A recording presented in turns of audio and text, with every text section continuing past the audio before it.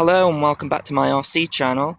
This is my review of the Flying 3D X6. Now some of you may have seen my previous video where I added FPV to this craft, but I mentioned that I really struggled to get the GPS functions to work. And I've tried to do this video before and failed just because the GPS functions didn't work as they should do, and I expect that I'm going to find the same here, but I thought I'd do a video anyway for people who are picking this thing up. I should say that this is the older version, 1.3 firmware. I think they're on 1.4 now. What I'm doing right now is I figured I'd do a little bit of talking because I'm out here on my flying field.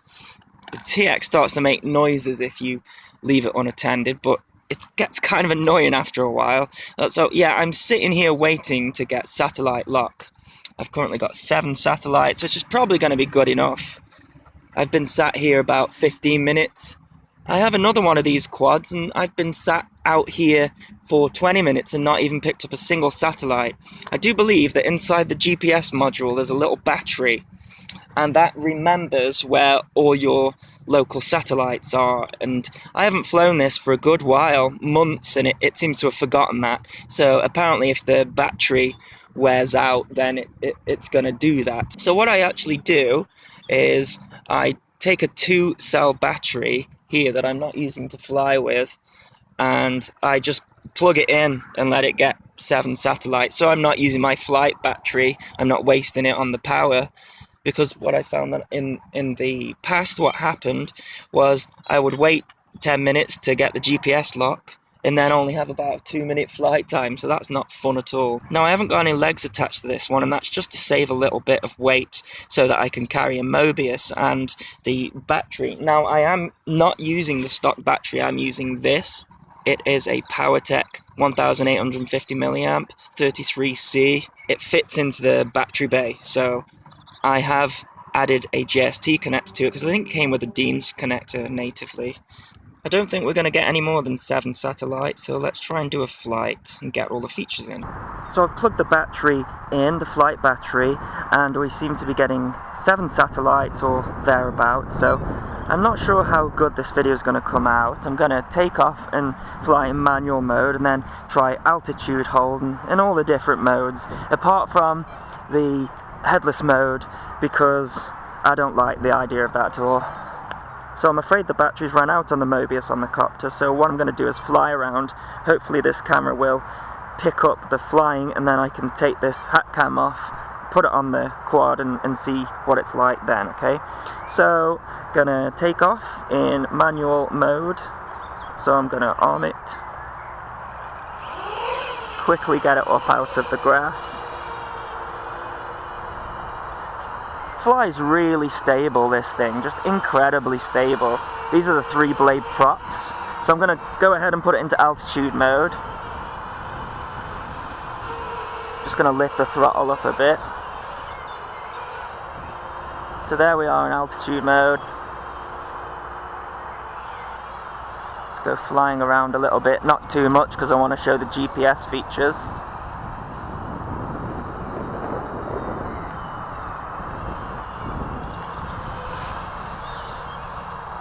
Slightly ascending there, but I think that might be where I've got the throttle stick, okay? So let's put in GPS hold now and see what happens.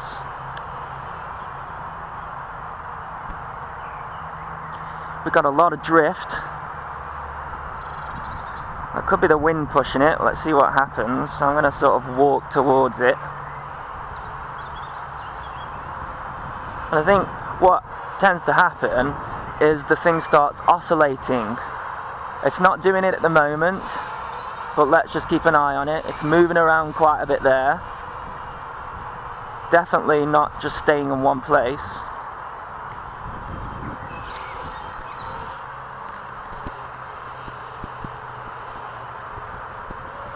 You can see there, it's kind of oscillating.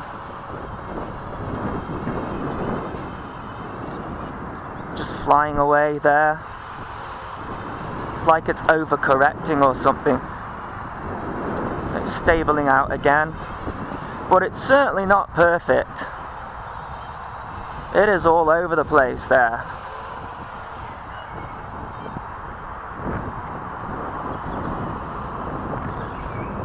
I mean, it's not flown a mile away, but it's definitely struggling to stay in one place. If you are relying on this feature as a beginner, this is not the quad for you. It's not working properly. We do have some heavy wind here. Oh, it's just decided to fly off on its own there. Not sure what that was about. Let's see what the battery's doing. 7.5 is not too bad. It's kind of staying there. This is definitely the best I've had out of it. I haven't got the camera on it though. I tend to find that when I put the camera on, I don't know if it's putting out some RF frequency there.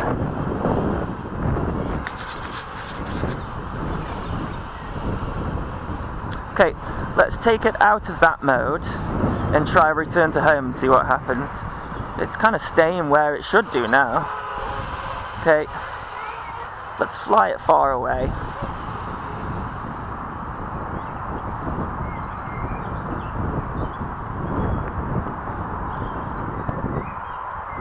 First of all, I'm going to put it in GPS hold over there.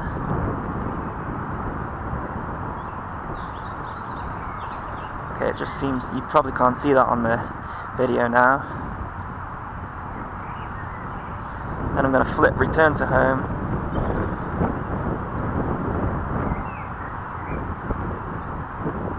Oh, sorry, there we go. It's very slowly coming back. Sorry? How far would it go? Away from you? Shouldn't go much further than that.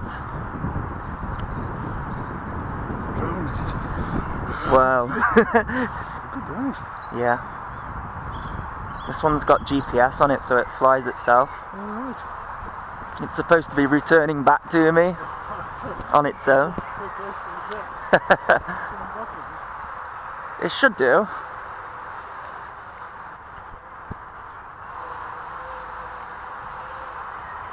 It's going to land on its own.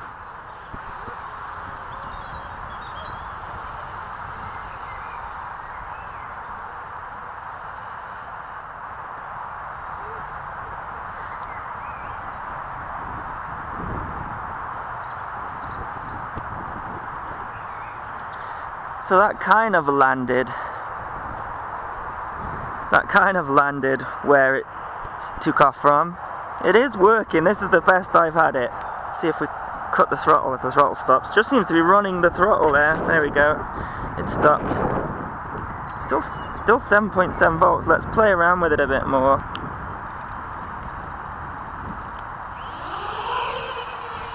So I'm in manual mode there. So we're in altitude there. Altitude hold mode's quite nice. Let's put it in GPS hold mode.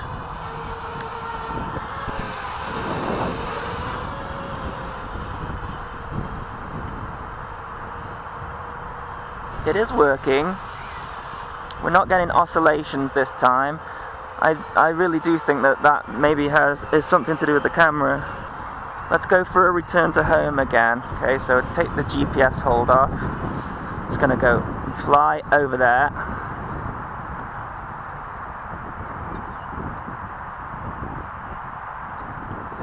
Put GPS hold on again.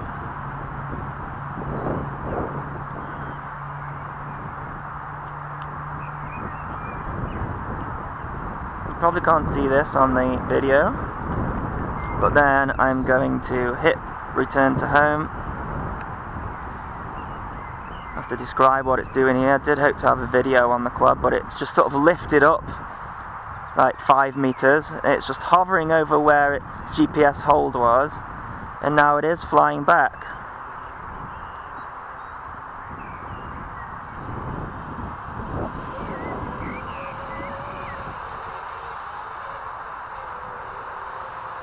Sort of overcorrected there from where it took off from. Let's see if it can fix that. Oh, it's getting quite close to me actually. Oh my goodness. That is definitely the best I've seen this perform. let's stick a camera on it. So I'm really glad that the battery on the Mobius that I had fitted to the quad had ran out, because it made me realise that most of the GPS issues I was having was caused by the RF noise on the Mobius. So you can see here when I switch it into GPS mode and it loses its bearings completely.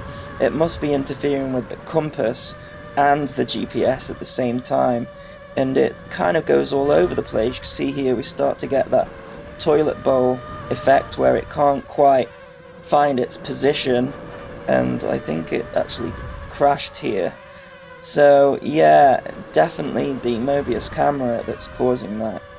Now, this is actually the wide-angle Mobius, so we're getting the props in shot here. I am using a vibration dampener from Hobby King, otherwise you're just going to get Jallo, really bad Jallo, from the camera, but you can see this does a pretty good job here. So I think I was in altitude hold there, and then I flick it into GPS hold, and it kind of held it for a while, and then it starts overcorrecting like it is doing here, sort of holding the transmitter up and things flying away. So definitely need to work on either shielding the Mobius or just flying it without a camera, because it's just interfering too much with the GPS.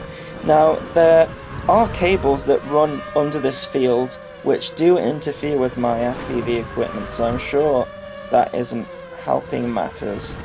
But yeah, it kind of does do this kind of oscillating maneuver slightly without the camera. But I think that if you were to buy this now with version 1.4, they have included some shielding onto the case. I think there's some aluminium sheets been placed to sort of further the interference. And I know this version that I've got, I did have to take apart, and it's got RF shielding around the receiver as well. So definitely I think there has been a struggle with everything being so close together in not getting interference. But here I think I put it into return to home, and if I remember right, I kind of do a bit of a shrug in a bit, because I'm just like bewildered to what the hell the thing's doing. It's not performing correctly, but yeah, it actually lands and the Mobius cuts out. So now that that flight is over, I just want to go through how to initiate those different flight modes. The first one is how to get it to arm, and that is just these sticks pulled to the bottom and to the side. You can do it that way, or you can do it the other way, like that, and that will arm the quad. I don't like that about this quad, that the props start moving, especially if you're in some grass or something like that, and they don't stop either. Initially there's about 10 seconds of no input before the props stop. I don't like that, but it's not a huge deal really. So flight modes, okay, let's talk about them. So with both switches up, this is the manual mode. I say manual mode, there's still an auto level there, so the quad will auto level itself. There's no actual acro manual mode. That means, you know, you can go out of the auto level and things like that. But the next position, which is there, is altitude mode. And what altitude mode means, and this is sort of more of a feature that is most popular on the DJI Phantom, is this a throttle stick here is spring loaded on the Phantom, and when it's at 50%, it just hovers. No matter where it is, it'll just hover, and then flicking it up will make it lift, but this will return to the center and hover again. Now, because you don't have a spring loaded on this, you have to kind of guess where the center is, but it's okay. But yeah, like I say, I think also in altitude mode, you are limited to how quickly the quad ascends and descends, as opposed to the manual mode where the throttle determines that. If you start at 50% with the quad, then it's just going to sit on the ground and just sort of tap like this, and then when you lift the throttle up, it will very slowly ascend, and then if you bring it back to center, it will hover. I should say as well, actually, the failsafe on this is set to go into the hover mode it into altitude mode. So if you ever power up your quad, like get the motors running, so arm it, turn off your transmitter, it will. The best way to test this, right? Because I've done it, is get the quad on the ground and put it in altitude mode, right? And then put it at 50% and just have it so it's kind of on the ground. Or you don't have to have it in altitude mode if you just have it so the throttle's there and the blades are just moving. You turn off the transmitter and it should just hop on the ground like that. But you may want to switch the transmitter back on really quickly because if you're hopping along the ground, it's going to eventually tip over. Yeah, so that's the fail-safe mode there. Anyways, so we've covered that's altitude mode there, and then the third one is GPS hold mode, right? So if you've got enough satellites, tend to find that 7 is the best, as I got in this video, then it should thereabouts just hover it in the same place. But also in GPS mode, altitude mode is also initiated, so you've still got that 50% rule, whereas you have to have the throttle at 50% in order for it to hover in the GPS mode. If you then on this side press it down one, you've got headless mode, which I despise. I don't think it should be a thing, but basically it means that whatever orientation the quad is, so if the quad's drifting away from you like that, your elevator will bring it back to you. I find that really confusing and not good for learning at all, so I don't know. Some people say that mode's quite good for if you've got that far away from yourself, you can't tell the orientation of it, you can just do that and it'll come back to you, but I don't know. I don't think that'll work. Personally, I think you'd just crash no matter what. Yeah, so that's headless function there. And then the last one is return to home. So both down, return to home. The quad will kind of hover where it is for a bit and it will lift up into the sky about 5 to 10 meters. I can't remember what it is exactly, and then slowly come back. And if you don't touch any of the controls, it will land itself eventually. However, if you leave the throttle at 50% while it's doing that, then when it lands, the blades keep spinning, they never stop. So you need to make sure that you pull the throttle down and the blades will stop. And that's all the different modes. The Charger, everyone's saying is bad, but what they don't realize is it's just a rebranded Sky RC IMAX B3 AC charger, which is pretty good. So as long as you have one of these, which cost like a couple of quid, they're going to show you the individual cell voltages. Just make sure that it's not overcharging the battery, and this one doesn't. It cuts off at 4.2 volts per cell. So something a bit unusual about this charger is it charges directly from the balance port, where your more traditional chargers just use that to monitor the voltage of the individual cell and charge from the main connector. This one charges from the balance port, but you can see here it's just completely rebranded Sky RC IMX B3 charger, which is a company that we like. So you know, it's up to you really what you think about the charger. I don't think it's too bad and totally usable. Just make sure it's not overcharging it, and this one doesn't. One of the great selling points of this quad is its telemetry features. For such a small price, it's got a really great on-screen display on the TX, which is backlit. I'm going to have to keep pressing the buttons though so that it doesn't go dark. So first of all, here we've got the Flying 3D logo. You've got the TX and RX battery. You can't really use the RX battery because of course the voltage just drops off really quickly. We'll get into that in a bit. So you've got the internal voltage here, and what that basically means is the voltage of the receiver on the quad is regulated to 5 volts, so that really shouldn't ever change. So you can't really do much with that internal voltage there. It's just the voltage at which the receiver is running at on the quad itself.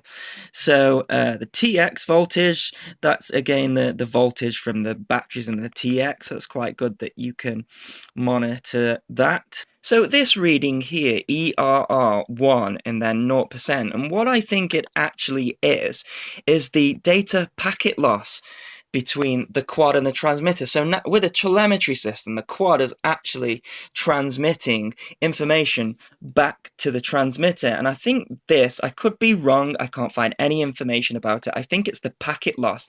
So this potentially could help you determine how much range you can get out of this thing, because if you start getting packet loss data, then you may be going out of range. I haven't gone far enough away to get a reading from this, so I may be wrong, but that's the only thing that I can think of. I'd have to do more testing to confirm that. So I'm only going to show you the features which I think are useful on here, and that is some of the telemetry, which is this button up here.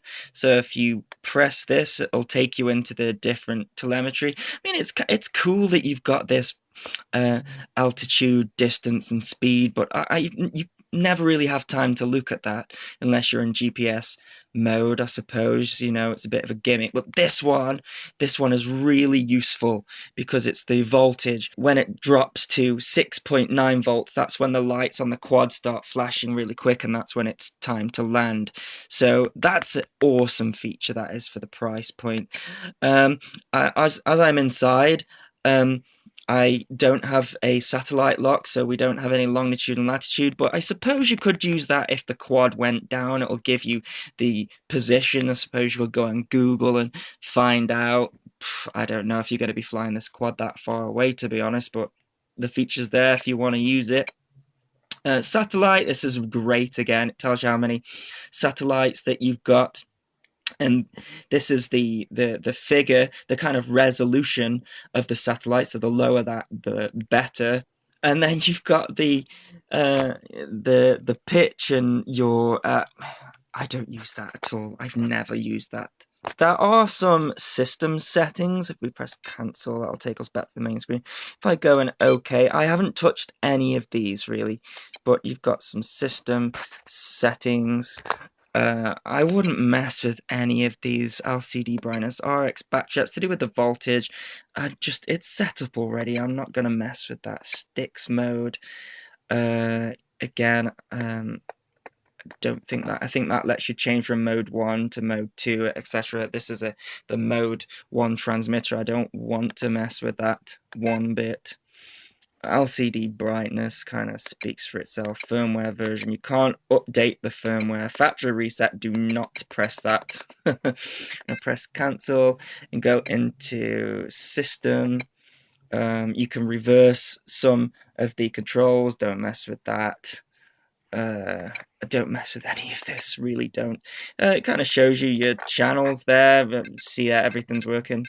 You can hear there when it gets the 50% mark on the throttle. You get that beep.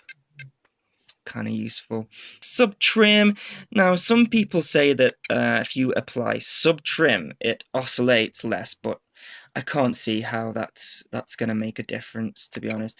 Fail safe servo frequencies. You know, I would sort of warn you there and say if you change those, that it may affect the way that the quad flies in a negative way. So I haven't messed with any of those, but that's so yeah. The two things to take away from that I use is the voltage and also the satellite. That's the two bits of telemetry I use. So in conclusion, what do I think about this quad? Well, I think it is really good. For the price, I think it's £127 at the moment on Banggood. It's got a load of features.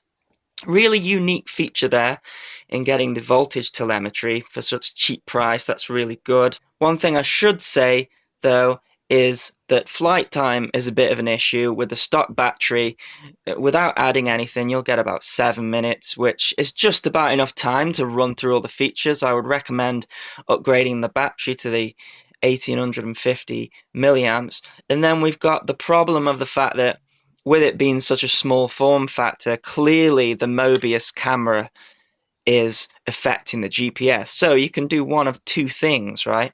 You can either just fly it as it is and not add a camera and FPV and things like that, or you can add FPV to it and not use the GPS functions, which is what I did in the last video, or you can RF shield your equipment. So if you've got a Mobius, you could wrap it around aluminium tape or aluminum tape or copper tape, or you could get one of the new RunCam action cameras because they actually have an RF shield built into the case.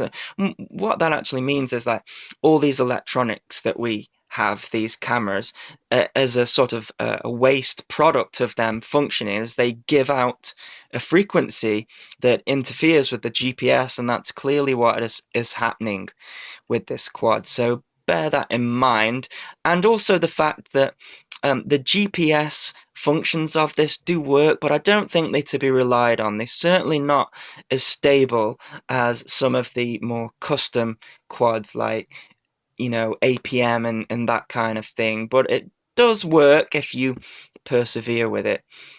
Just one last thing as well. Now, I mentioned this is the 1.3 version firmware, and I had a bad experience with this because when these first come out, they said you can connect them to the ground station software, you can go in and change the settings, and I tried to do that and it bricked the quad. And what bricking means is it basically just completely made it so it wouldn't fly, it wouldn't initiate. You've got a USB cable under here. And do you know what? Even if I bought the 1.4 version, I wouldn't do it because it literally completely bricked the quad. And I sent it back to Banggood and they did send me a new one. So I will always get my stuff from Banggood. Their customer service is amazing. But the reason why I was wanting to plug it into the ground station is the fact that this quad will have been tuned to carry only itself, right? So if you get into the sort of custom build of quadcopters, you have to tune the flight controller yourself, and you get into things called PID settings, right? And it's basically how the quad flies, and this one flies amazing. But if you try to add more weight to it, so if you want to add an FPV camera and a Mobius and a bigger battery, what starts to happen is the thing starts to oscillate like this. You can try different propellers. These are actually these are the 5-inch propellers, and I've used the 6-inch propellers as well, which you do have to cut away some of the housing there, only a tiny bit, and you can do it quite neat. But with the 6-inch propellers, you get great thrust, but you don't get amazing flight time. So I think everyone's got their own opinion of what best props to use. But I actually quite like the standard 3-leafs. They're quite stable and don't produce that much vibration. But yeah, it is kind of a tricky one, as the figures are so minimal, the differences between them all.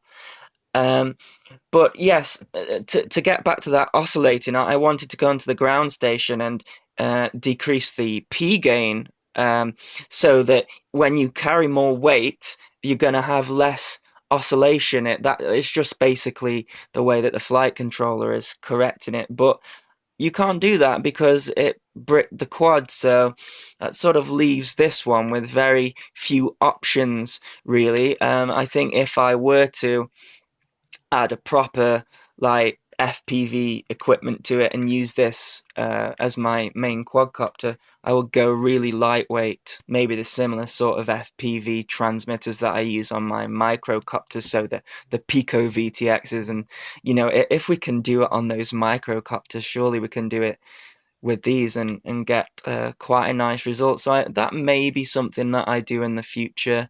Who knows? Thanks for watching, everyone. Please continue to subscribe, and happy flying.